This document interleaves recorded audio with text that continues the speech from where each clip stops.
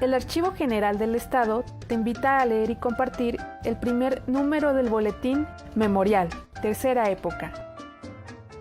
Lee y conoce la historia que nos llena de orgullo.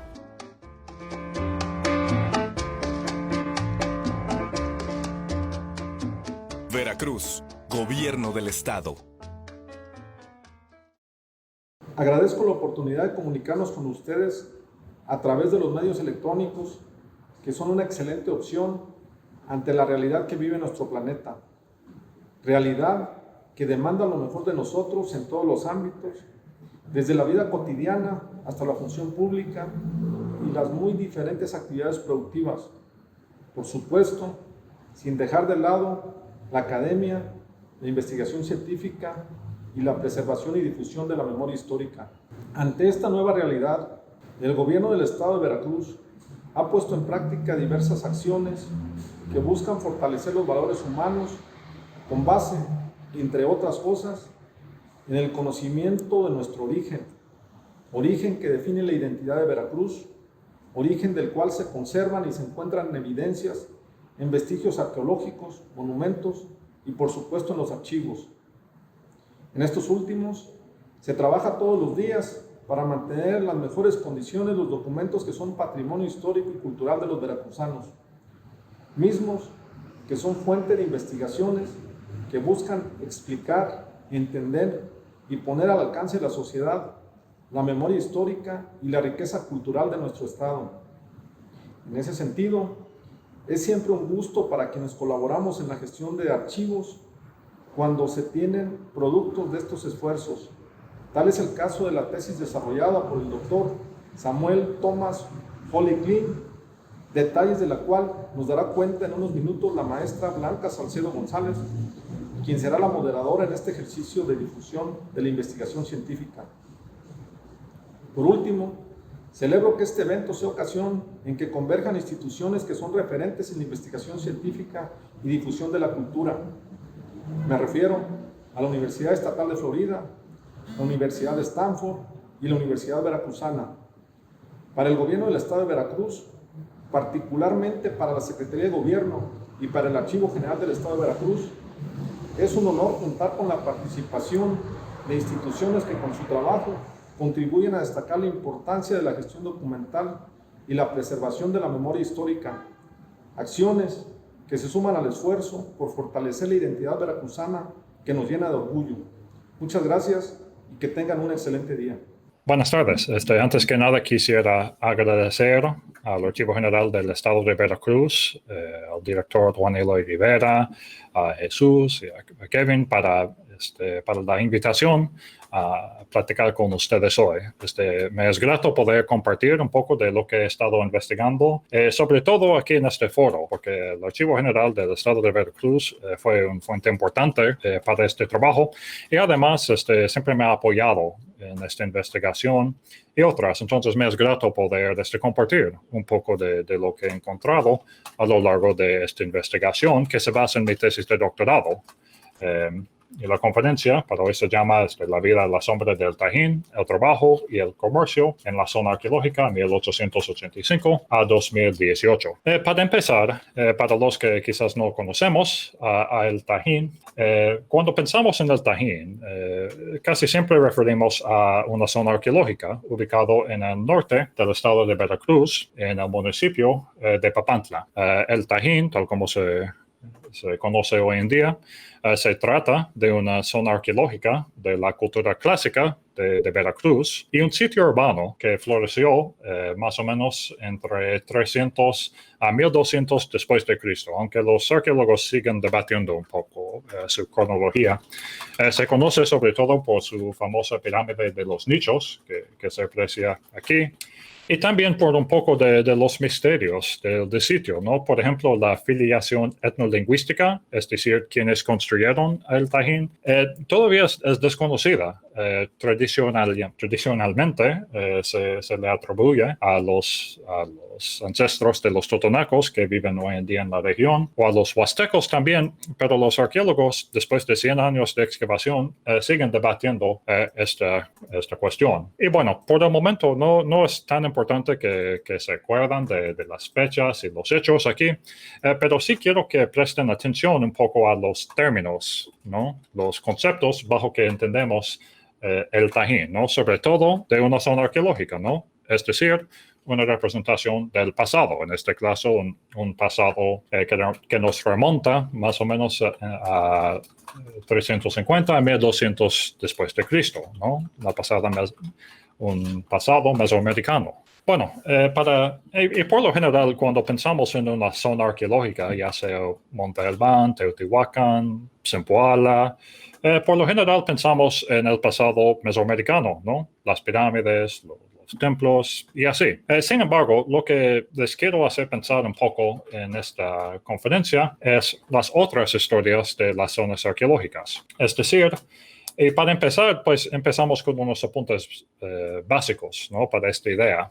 Bueno, primero algo que quizás parece un poco obvio, ¿no? Que las zonas arqueológicas suelen ser investigados por arqueólogos enfocados en el entender la naturaleza de sus ocupaciones pasadas, ¿no? Cuándo se habitaron, quiénes los construyeron, qué crearon, qué produjeron, cómo se interactuaron con otras culturas mesoamericanas. Son los tipos de preguntas que hacen los arqueólogos sobre las zonas arqueológicas, ¿no? Sin embargo, las zonas arqueológicas también tienen historias que van más allá de las culturas que las construyeron. Y además, las zonas arqueológicas tienen historias locales, por ejemplo, el tipo de historia que resguarda las culturas originarias que viven por ahí, que no necesariamente tienen que ver con sus pasados arqueológicos. Por ejemplo, para citar un ejemplo más o menos conocido en la literatura, cuando pensamos, por ejemplo, como extranjeros o como turistas sobre la zona maya y su patrimonio, pensamos en sitios como Chichén Itzá, Uxmal, Palenque, Tulum, Cobá.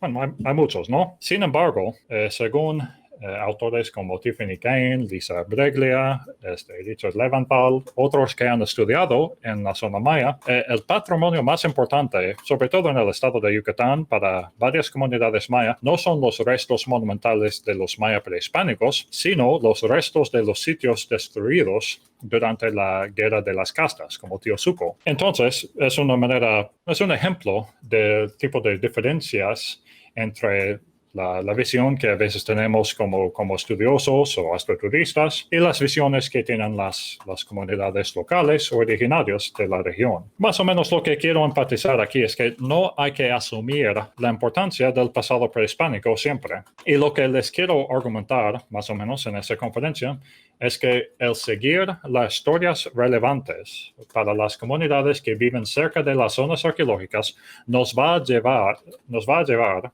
a un mejor entendimiento tanto de la historia regional como la historia de la arqueología. O sea, por escuchar a las comunidades que viven por las zonas arqueológicas, por entender sus historias, vamos a entender la historia mejor y vamos a entender cómo se ha desarrollado la arqueología mejor también. Ya es mucho, entonces por cuestiones de tiempo me voy a enfocar en esta ponencia más bien en esta cuestión de la historia de la arqueología. Es decir, qué nos pueden apoyar o cómo nos pueden apoyar las comunidades totonacas de allá de Puerto del Tajín en el analizar la historia de la arqueología en el Tajín. Más o menos de eso lo vamos a tratar. Pero para empezar hay que hablar un poco sobre la metodología, o sea, cómo se realiza estudios así, ¿no? Para empezar, bueno, yo soy antropólogo social de formación, entonces empecé con las herramientas básicas de mi disciplina, que son las entrevistas y la observación participante a largo plazo, ¿no? Entonces, yo vivía durante más o menos en total eran como 24 meses a lo largo de 6 años en la comunidad de El Tajín, que se ubica a 1 kilómetro al sur de la zona arqueológica del mismo nombre. Empecé mi investigación con una idea de estudiar un poco lo que eran las perspectivas totonacas sobre la zona arqueológica. Y bueno, yo, quizás como cualquier antropólogo, estaba yo buscando, sin darme cuenta, la verdad, ideas de cosmovisión, por ejemplo, ¿no? De rituales, de espiritualidad, ¿no? De cuál era la importancia quizás espiritual, digamos, de la zona arqueológica. Así pensé. Sin embargo, a través del proceso de observación participante, es decir, estar en la zona arqueológica, platicar con los custodios, los guardianes, con la gente que vive por ahí, me di cuenta de que la cosmovisión y esta cuestión de cuáles eran las creencias sobre el Tajín, a veces no fue la perspectiva o la historia más importante para estas comunidades. A lo largo de este proceso empecé a buscar y preguntar entonces, pues, ¿cuáles eran las historias más importantes entonces? O sea, ¿cuáles eran las historias que la gente me contaron para que entendiera yo bien la historia de la zona arqueológica? A través de este proceso, ¿no? de preguntar y preguntar, de platicar y platicar, empecé a definir más o menos unos temas de los cuales voy a tratar durante esta conferencia. Es decir, el trabajo en la zona arqueológica y a grandes rasgos el comercio. Voy a enfocar en el trato de las tierras, el cultivo de la vainilla y la expansión de la industria petrolera, más o menos desde fines del siglo XIX. Estos eran los temas, ¿no? Que me empezaron a comentar la gente en diferentes maneras. Pero bueno, como les dije, vivía yo en la comunidad de El Tajín y bueno, no supe muy bien si eran historias así muy locales, o sea, específicamente relacionadas con esa comunidad, o si tienen que ver con otros procesos regionales. Entonces, para poder averiguar y comparar mejor, empecé a hacer mi trabajo de campo, es decir, entrevistas y observación participante en otras comunidades de la región. Para que nos ubicamos, vemos aquí la ciudad de Papantla, aquí al oeste, un poco al norte, es la ciudad de Poza Rica. Entonces, estamos hablando sobre las comunidades más o menos de los municipios de Papantla y de Coatzintla, colindando con el municipio de Espinal, para ubicarnos un poco. Y a fin de cuentas, pues sí, me di cuenta o argumento que estos procesos son más bien regionales, o sea, no son nada más locales. Entonces, para tener otra perspectiva, otro punto de vista en esas vertientes de investigación, digamos, empecé a hacer mi investigación en comunidades un poco más lejanas. Pero bueno, como les digo, estas historias abarcaron una historia de más de un siglo, ¿no? Y bueno, hay poca gente que alcanzan a sus 100 años, ¿no? Entonces, otra herramienta metodológica muy importante para esta investigación fue la investigación archivística, ¿no? Una fuente importante se ubica en el Archivo General del Estado de Veracruz, sobre todo los fondos de la Comisión Agraria Mixta sobre los ejidos de la región y también en el fondo del arqueólogo José García Payón, que vamos a tratar un poco más adelante. Pero además logré consultar varios fondos documentales que resguarda el INAH en la Ciudad de México y el puerto de Veracruz. Y otra fuente interesante son los papeles de la antropóloga Isabel Kelly, quien hizo una investigación en el Tajín en 1947 y 1948. Publicó su libro en 1952 y sus papeles, o sea, los materiales que recolectó para hacer su investigación, actualmente se resguarda en el Southern Methodist University de Dallas, Texas. Y yo pude consultarlos a ellos también. Entonces, a partir de este base etnográfico documental, hago las interpretaciones que ahorita vamos a ver. Bueno, para empezar, creo que ayuda a hacer un poco de una comparación, ¿no? Si les digo que las comunidades locales tienen otra forma a veces de ver las zonas arqueológicas y su historia, pues precisamos un poco, bueno, cómo se ve esto, cuáles son los contenidos de estas historias. Y primero hacemos una comparación. Los arqueólogos que han tratado de la zona arqueológica del Tajín, por lo general tienen que hacer su reseña histórica, ¿no? De las investigaciones de la zona. Y por lo general, este tipo de historia arqueológica se divide en tres épocas. Primero, encontramos la de los exploradores, por decirlo así, que empieza con la primera publicación de la zona en 1785 por parte de Diego Ruiz, cabo de la Ronda de Tabaco, quien de casualidad vio la pirámide de los nichos y lo publica en el Gaceta de México. A lo largo del siglo que sigue, lo visitan estudiosos como Guillermo Dupay, Karl Nebel, lo menciona Alexander von Humboldt, Adele Breton anda por ahí. Son exploradores más bien, porque la arqueología pues no se había conformado, digamos, como disciplina todavía.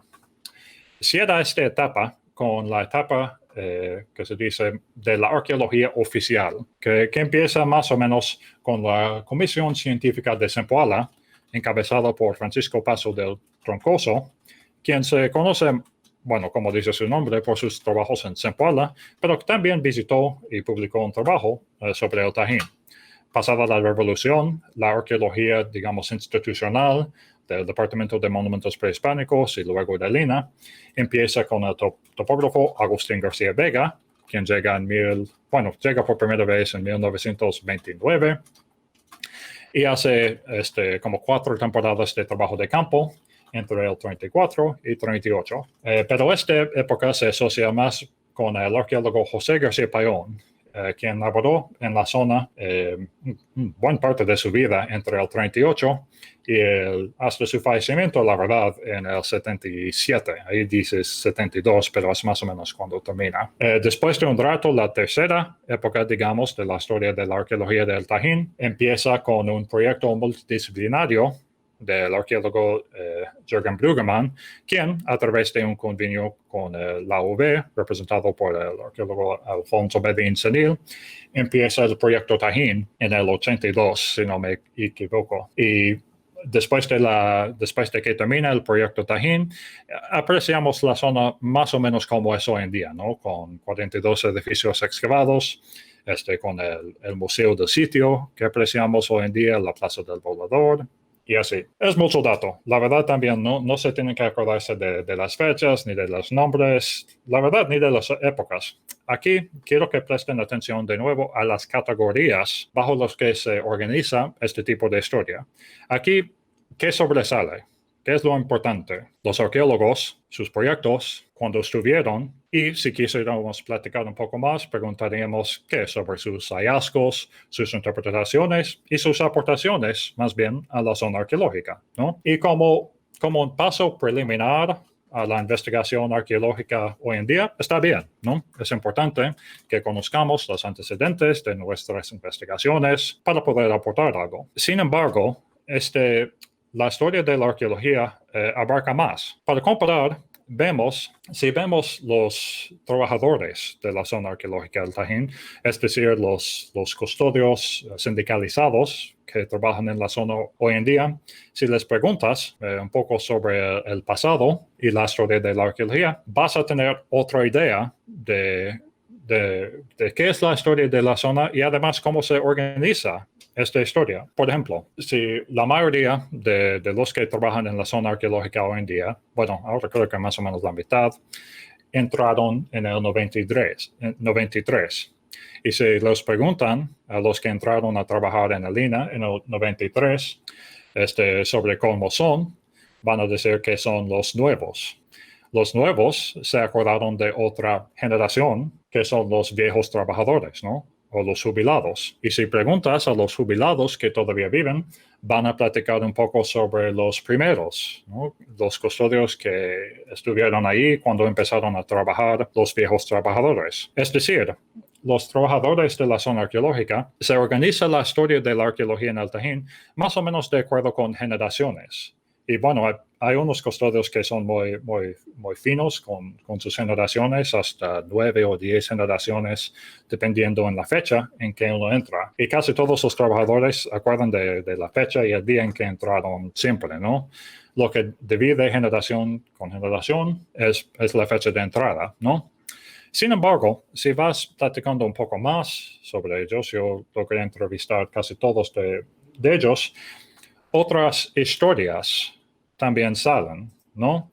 En vez de los arqueólogos, las interpretaciones y los hallazgos y así, sobresalen otros temas, digamos, históricos. Entonces, si tenemos, como tiene esa tabla, una serie de generaciones, también vamos a ver que los contenidos de esas historias también son distintos. Por ejemplo, la época de los viejos trabajadores se asocia sobre todo con don Pedro Pérez Bautista, quien fungió como encargado de la zona arqueológica entre 1964 y 1996.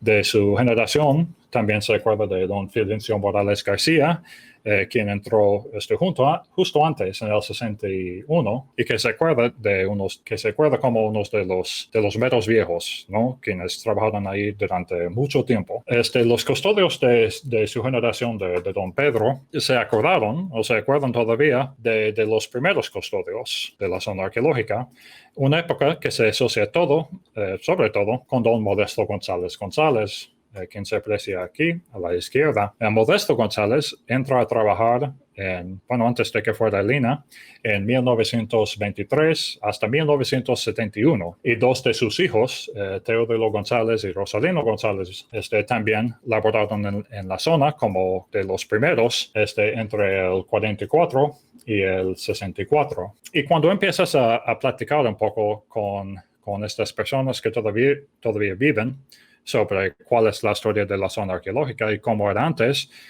enfatizan otros temas. Por ejemplo, cómo llegaron a ser custodios, cómo entraron, con quiénes trabajaron, quién ya estuvo, cómo trabajaron, con qué herramientas, dónde y cómo era la zona arqueológica, ¿no? Cuáles eran sus edificios, cómo se organizaba el rol de trabajo y así. Vamos a ver un esbozo de cómo se ve esta historia, pero un hecho medio interesante que siempre me gusta mencionar es que, no sé si ustedes conocen la película Raíces de Benito Alazraqui, ¿no? Uno de los buenos de la época de oro. Creo que salió en el 54 y está en YouTube hoy en día. Raíces se compone de 4 cortometrajes y uno de esos se trata de El Tajín. La historia se trata de un arqueólogo alemán que quiere llevar a una mujer totonaca de la región. Está buenísima, pero también te lo recomiendo en este contexto porque el papá de la mujer es Teodoro González Méndez. Cuando lo ves en esa película, también estaba trabajando como uno de los primeros, ¿no? Como se llama esa generación de custodios.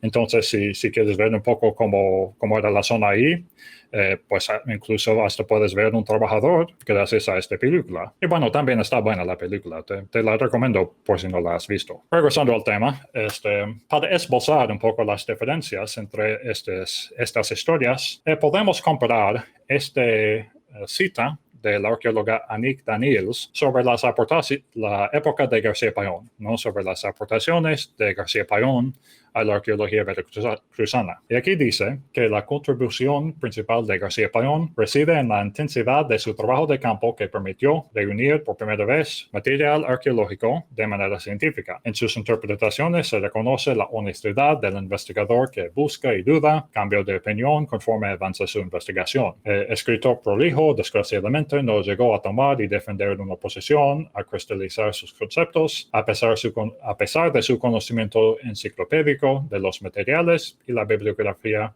relacionada. Cierra la cita. Entonces, lo que tenemos aquí es una evaluación de una arqueóloga contemporánea sobre José García Payón, ¿no? Una evaluación, justa, pero también crítica, ¿no? Enfatiza las aportaciones de García Payón y también unas críticas de sus interpretaciones luego. Pero para poder comparar, podemos esbozar un punto de vista que sinteticé de mis entrevistas con los viejos trabajadores. La misma época, ¿no? La misma época, los mismos actores, la misma zona arqueológica, pero ves cómo es diferente esa historia. Los viejos trabajadores, según, trabajaron con García Payón como peones o albañiles y aprendieron del oficio de guardián de don Pedro Pérez Bautista. Trabajaron con puro machete, no había esta herramienta como conocemos hoy en día, y antes de la llegada del sindicato, que es hasta los 70, trabajaron sin horario fijo, hasta velaron por ahí también.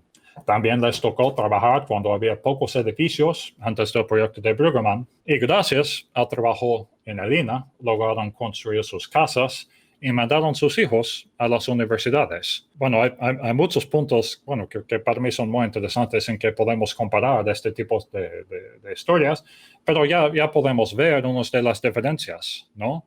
Desde con quienes trabajaron, hasta cómo trabajaron, hasta, la aportación de la arqueología. Por ejemplo, el trabajo de Daniels quiere evaluar un poco el arqueólogo José García Payón y también Alfonso Medin Cenil en otra parte. Y para los trabajadores, el INA también es el instituto que dejó que ellos luego compraron sus casas y mandaron sus hijos a las universidades para que los hijos no tuvieran que sufrir, como dicen ellos, como sufrieron ellos, ¿no? Que eran campesinos de origen, y varios de ellos les tocaron vidas difíciles, pero gracias a poder trabajar en la INA, sus hijos no tanto.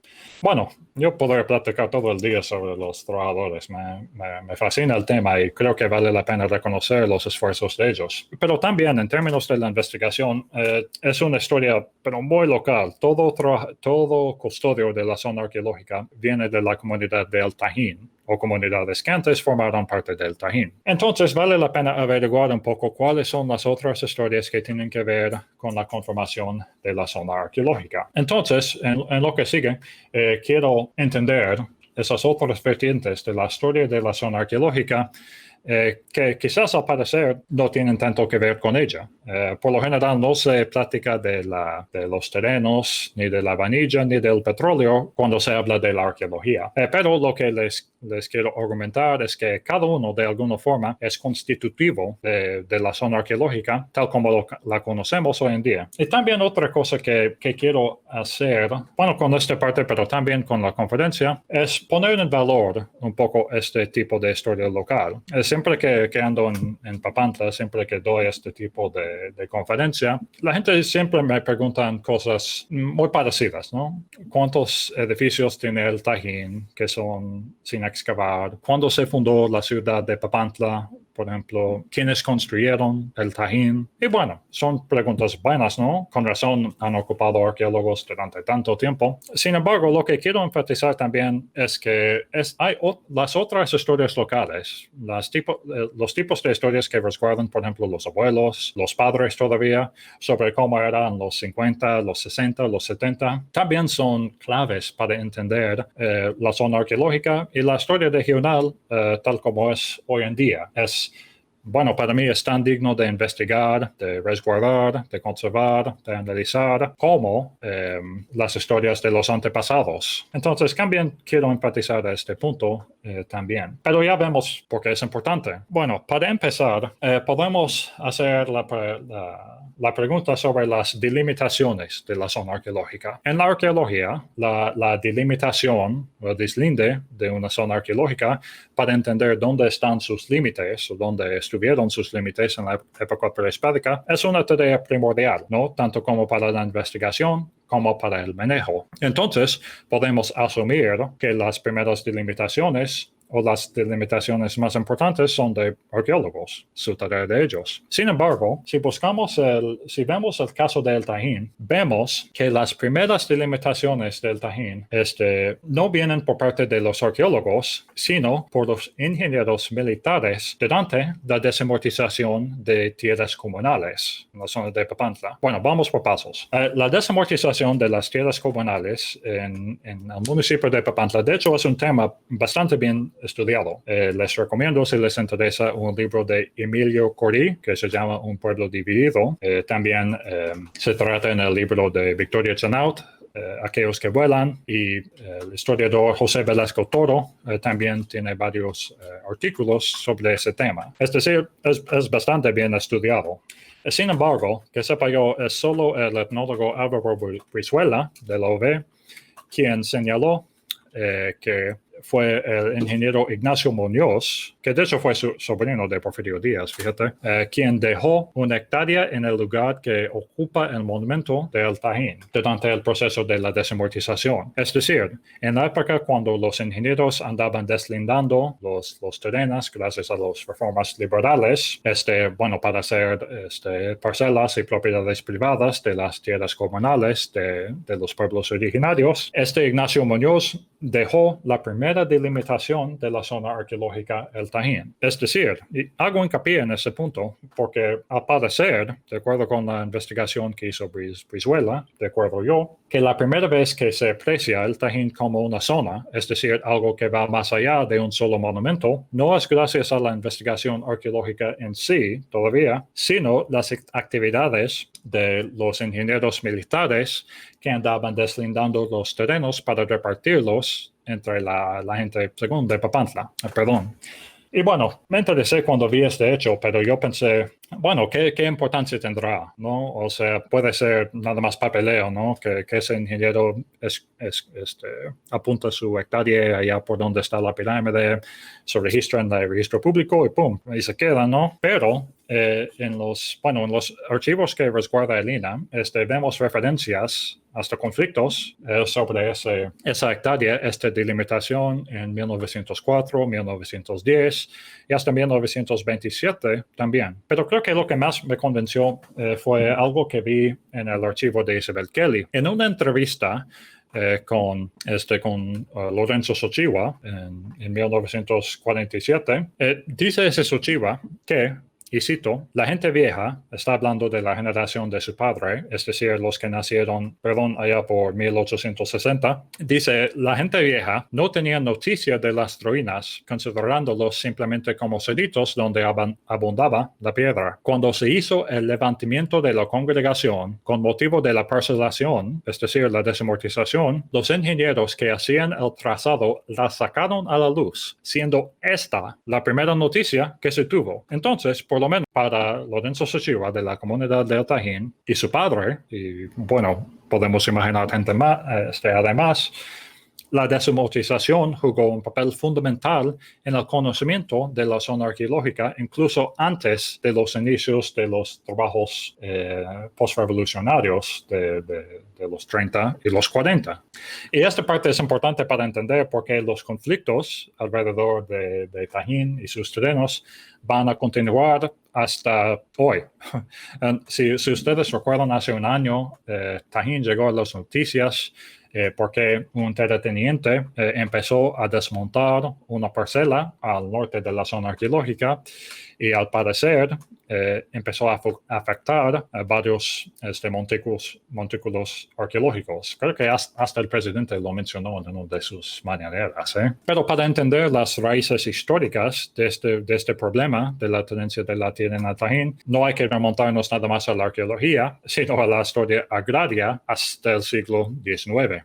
En este sentido, también creo que el Archivo General del Estado de Veracruz, de hecho, nos puede aportar más aún. Lo que estoy viendo ahorita es que en el fondo de García Payón también se resguarda varios oficios, telegramas, correspondencia que se relaciona con este tipo de conflicto entre la propiedad privada y la zona arqueológica. Entonces es algo que, bueno, es como un tema constante en el manejo y el desarrollo territorial de la zona arqueológica, el Tajín. Bueno, para los que conocen Papantla o que se ha escuchado el nombre, Papantla se conocía como la ciudad que perfumaba el mundo. O sea, Papantla se conoce y se conoció por su vainilla, sobre todo por un boom de vainilla que tuvo durante el porfiriato. Y de hecho también en este tema les recomiendo el trabajo de Emilio Corí, Un pueblo dividido, de nuevo, porque también se trata de la vainilla. Entonces, la importancia económica y cultural, digamos, de la vainilla para la zona de Papantla y la región es más o menos bien conocido, ¿no? Pero encontramos un vínculo bastante interesante con la economía de la vainilla y la zona arqueológica. Cuando vemos quiénes eran los primeros encargados de la zona arqueológica, o sea, los primeros personas que empezaron a mandar informes, los primeros para pedir dinero del gobierno federal para mantener el monumento, vemos que son miembros de clase bañera, los élites de Papantla, que se desarrolló a fines del siglo XIX. Por ejemplo, durante el Porfiriato se estableció la primera institución federal para salvaguardar, manejar los monumentos arqueológicos de México. Se llama la Inspección de Monumentos Arqueológicos, encabezado por el arqueólogo Leopoldo Batres.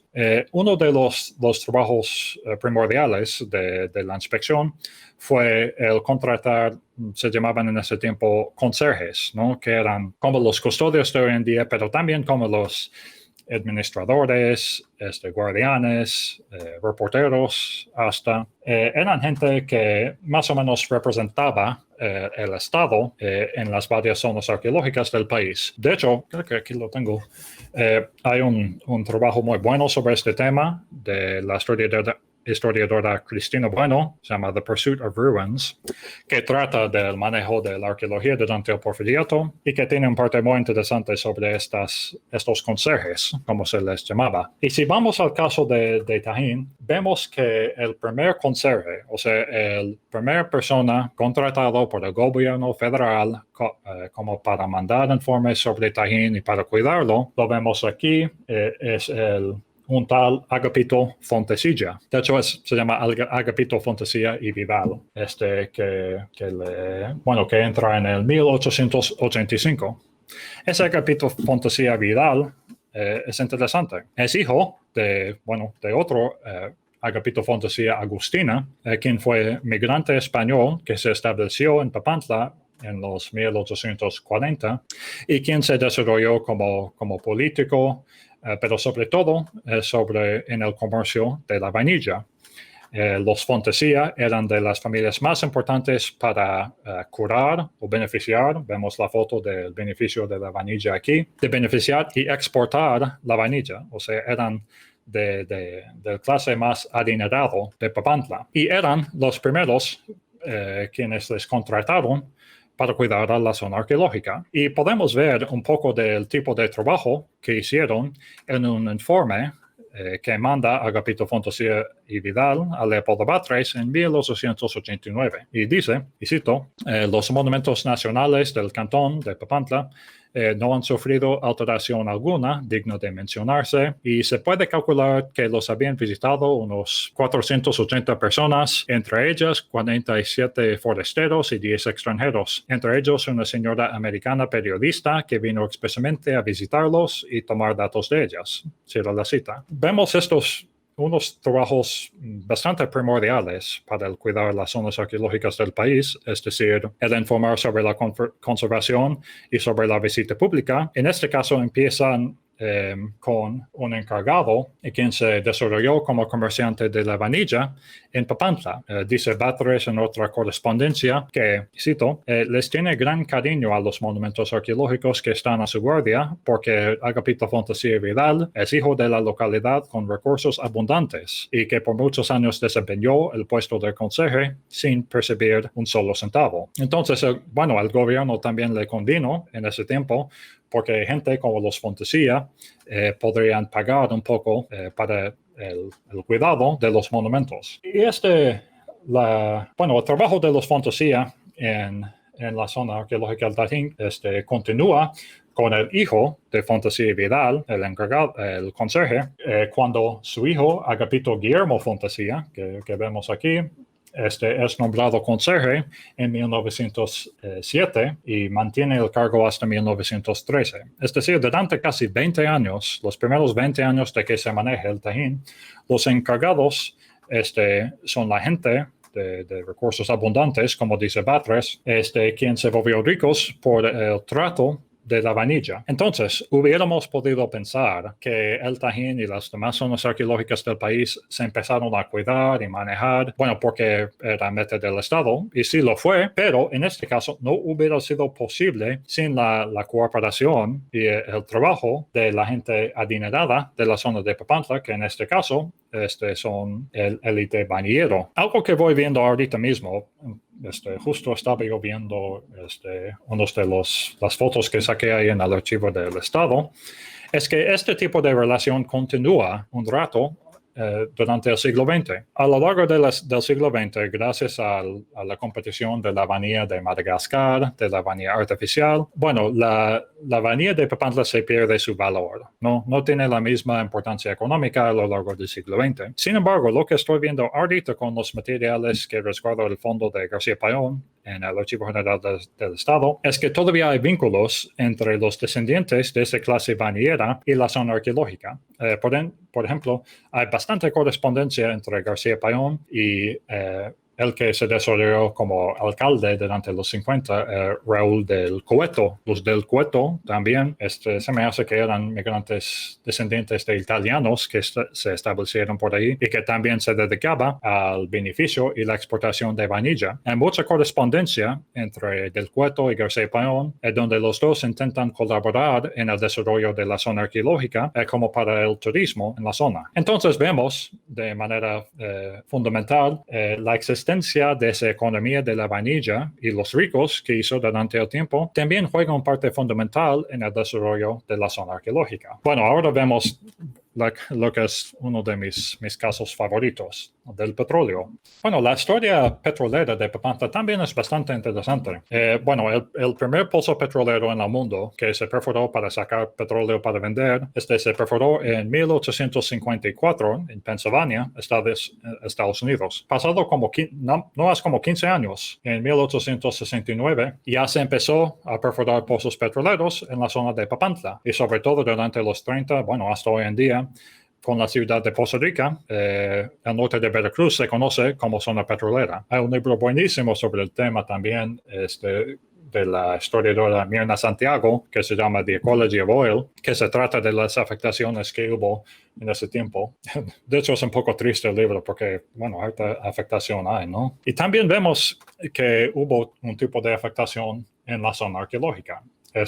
Bueno, siempre que doy a conocer estas fotos, vemos aquí un pozo petrolero perforado no más a 100 metros de la pirámide de los Nichos y el campamento que establecieron aquí en las fotos. Siempre que doy a conocer a esas fotos ahí en Papantla, la gente, bueno, unos ya las han visto, pero siempre se saca de onda. O sea, ¿cómo puede ser que perforaron un pozo petrolero tan cerca a la zona arqueológica? Luego la gente, bueno, incluso yo en un momento dado quiso pensar que fuera algún tipo de no sé, de engaño, de corrupción o algo, o que son, o como es, como lo perforaron antes de la expropiación, pues debe de haber algún engaño de los gringos, ¿no? Así se ve, porque cómo puede ser que lo hicieron tan cerca. Pero, de hecho, gracias a la documentación que resguarda, bueno, por parte de Lina y también el archivo histórico de Pemex, vemos que, de hecho, el papel del petróleo en la zona arqueológica en ese tiempo es bastante interesante y un poco más complejo, ¿eh? Bueno, que hubo afectación, pues bien parece que sí. Hay montículos por todos lados ahí. Sin embargo, si vemos la documentación,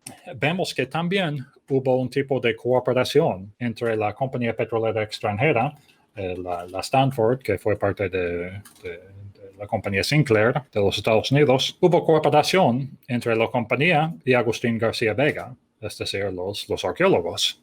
Por ejemplo, en el 35, cuando la compañía extranjera pide permiso para localizar y perforar el pozo, el gobierno federal, el Departamento de Monumentos Prehispánicos, manda un inspector para evaluar la localización del pozo, si está bien que lo perforaron ahí mismo. Bueno, el inspector le da el visto bueno y dice en su informe, cito, la perforación del pozo y la construcción del camino no son un daño a la zona, sino un gran beneficio para la misma, y la cooperación y conciliación de intereses arqueológicos y petroleros es fácil de realizarse con beneficio mutuo, y dice por qué llevaría a hombres de ciencia y turistas hasta estos lugares. Bueno, entonces el inspector enfatiza la posibilidad de cooperación y aquí también lo voy a enfatizar. Sin embargo, sí vale apuntar que este mismo inspector, cuando Gonzalo Velázquez Vela, cuando estuvo encargado del CEP, cuando ve las fotos así y cuando ve qué tan cerca es el pozo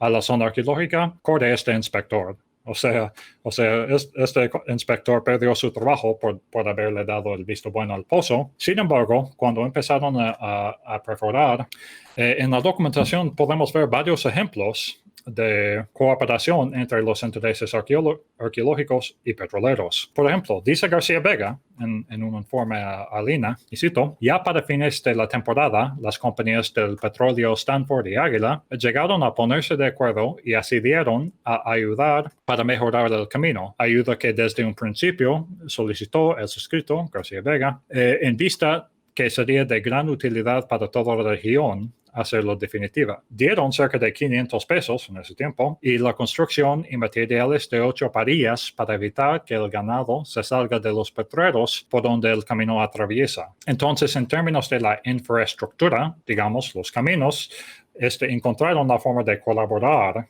estos intereses tan quizás que nos parecen tan opuestos, ¿no? Los petroleros extranjeros y los arqueólogos nacionales, ¿no? En otros términos de la infraestructura, también encontramos ejemplos de cooperación.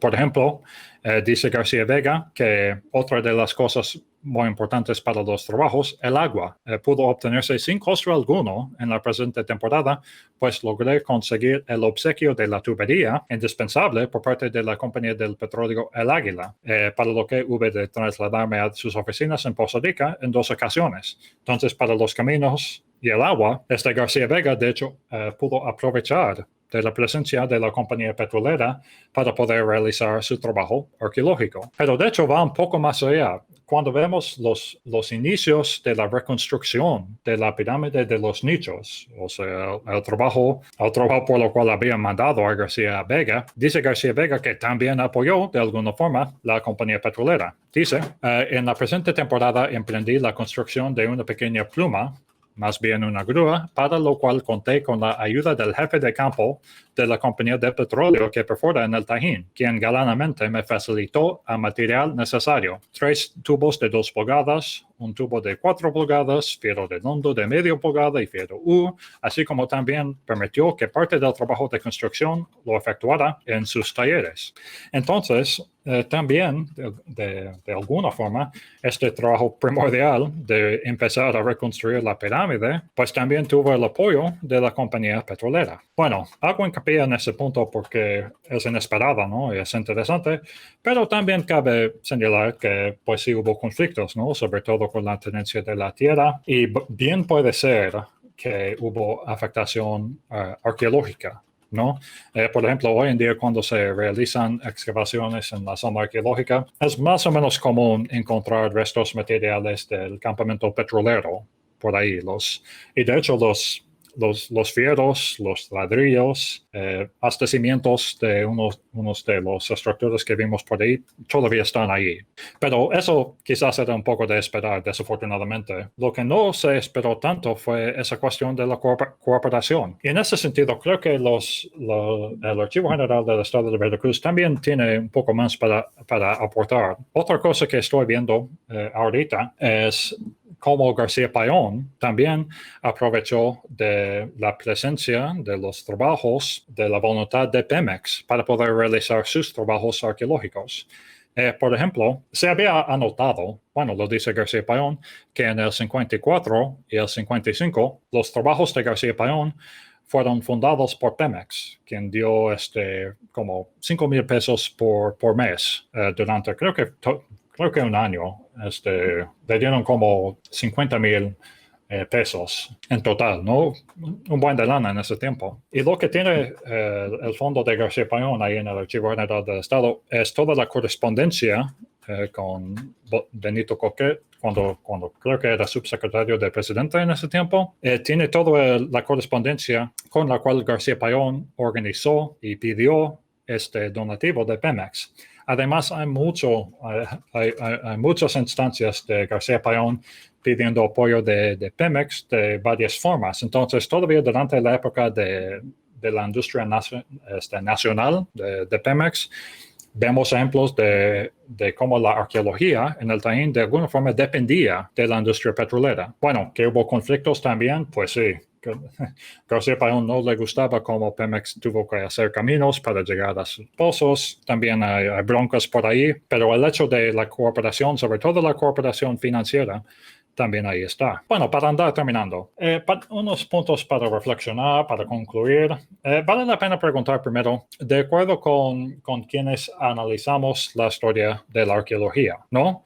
Por un lado, hemos visto las maneras en que los arqueólogos escriben su historia, las historias de sus investigaciones, pero lo que les he querido demostrar, argumentar en esta conferencia es que también entender las historias relevantes para las poblaciones locales nos facilita un entendimiento mejor tanto de la historia regional, en este caso del siglo XX, que no tratamos tanto en pero también como la historia de la arqueología. Entonces, hemos visto que en términos del resguardo de la zona con los trabajadores, los primeros delimitaciones por los topógrafos, los primeros encargados de cuidar a la zona por la vainilla y los primeros trabajos de reconstrucción por el petróleo, hemos visto que como todos estos temas que a un parecer son alejadas de la arqueología, la verdad tienen demasiado que ver con el desarrollo de la zona arqueológica del Tajín y solo empezamos a averiguar sobre estos temas por lo que nos habían comentado la gente que vivía en la zona. Entonces, en Tajín y en otros lados, el primer paso siempre tiene que ser escuchar a la gente que vive por ahí, los pueblos originarios, para poder entender pues, qué se les hace importante sobre su historia y por qué. Y cuando lo vemos en detalle, con otros métodos, con otras fuentes, vemos que a fin de cuentas, la verdad sí tenían razón. Muchas gracias. Para concluir, un agradecimiento de nuevo al Archivo General del Estado de Veracruz por haberme invitado a compartir un poco de lo que he estado investigando en la zona arqueológica El Tajín. Y pues también les quiero agradecer de nuevo por haberme apoyado en esta investigación. Creo que la primera vez que fui a consultar en el archivo fue como en el 2013. Y cada que he ido siempre me han atendido con cuidado y con un trato muy agradable. Me es muy grato poder compartir esta investigación con ellos y con ustedes. Gracias por escucharme.